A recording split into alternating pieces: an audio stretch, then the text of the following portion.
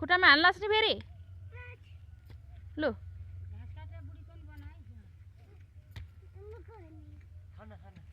राम्रोसँग खनास् अनि सब्जी रोप्नुपर्छ काँक्रो फर्सी रोप्छ सिमी रोप्छ भाइले अनि भोलि पर्सि खान्छ हैन काँक्रो फलेपछि खान्छ मामा घर आएर ओके ओके भन ओके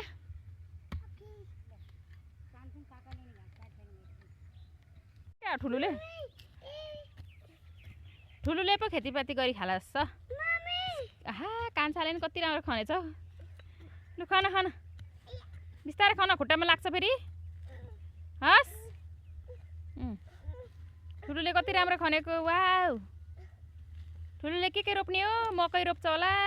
काँक्रो रोप्छ होला फर्सी रोप्छ होला हैन ठुलु अनि फलाउँछ अनि ममुलाई ल्याएर खुवाउँछ हैन हो ल